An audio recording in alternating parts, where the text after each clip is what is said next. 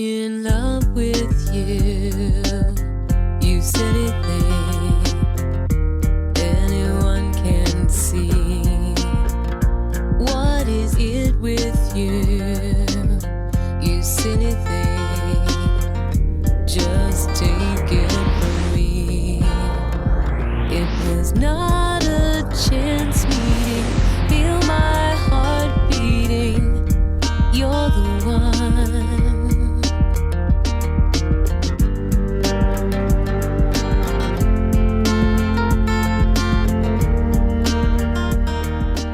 הנה 5 עובדות על מיכאלה ברקו. אנטוני הופקינס בא לבכות לה כשהוא לא זכה בגלובוס הזהב. בכיתה ט' היא כבר צולמה לשער של הווג. היא כל החיים בדיאטה. פעם כמעט דרס אותה שור, ובגיל 13 היא כבר הייתה 1.79 מטר.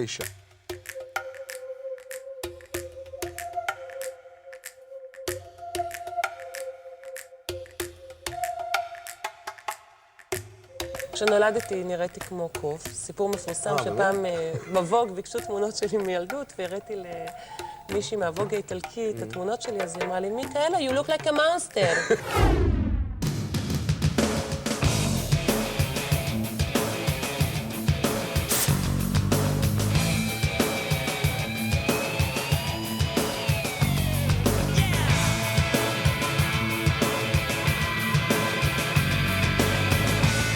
הייתה לי בעיה מאוד גדולה. באמת? אני בגובה הזה מגיל 14. קראו לי הגמלה, קראו לי ג'ירפה, עשו עליי חרם בכיתה ד'.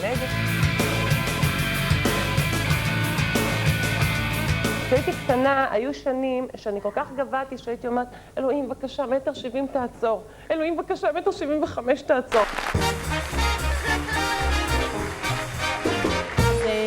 C'est bon, de patiner pour nous, pas dessous, pas dessous, en chantant des chansons.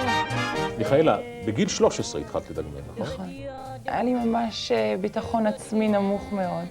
פשוט חיפשתי עבודה לחופש.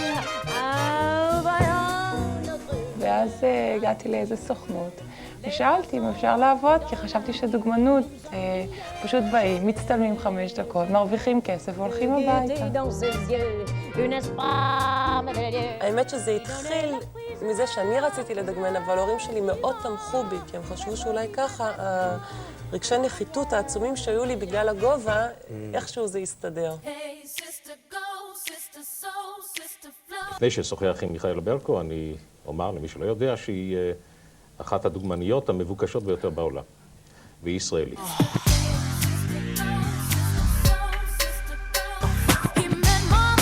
Let's meet our celebrity supermodels here to help us discover the next new face of fame and fortune. Michaela Berku, who was discovered in Israel at age 14.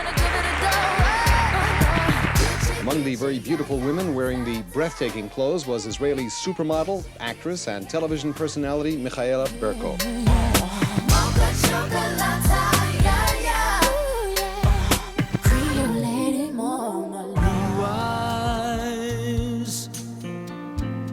Baby's got blue eyes. Unforgettable, that's what you are. בגלל שבאתי מישראל, התייחסו מאוד יפה. היה לי מזל, התייחסו אליי נהדר. Unforgettable. התחלתי מההתחלה ולא ידעתי בדיוק מה עושים, ולא חשבתי שאני אגיע לאן שאני אגיע. La lune trop blême pose un diadème sur tes cheveux. זו עבודה קשה, 17 שעות על הרגליים, נורא שופטים אותך. בהתחלה זה עם המון רגישות, כי לא כל עבודה את מקבלת, ותמיד בן אדם לוקח את זה אישית. את לא מבינה שזה לא בדיוק הטיפוס.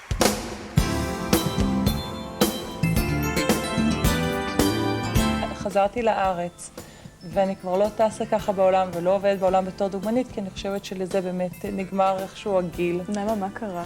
רק במושג של הדוגמנות, את מתבגרת מאוד מהר. את צריכה לעשות שינוי מסוים. אל מיכאלה ברקו ואקי אבני במרכז דול בשכונת התקווה בתל אביב.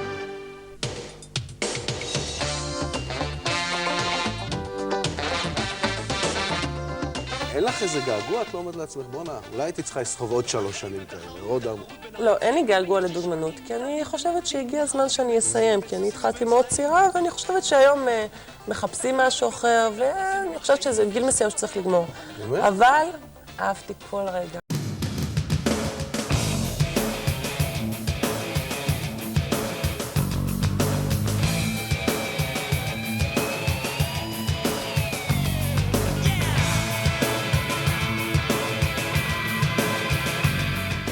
במציאות מאשר בחיים בחוק, תסתכלו עליה איזה בובה.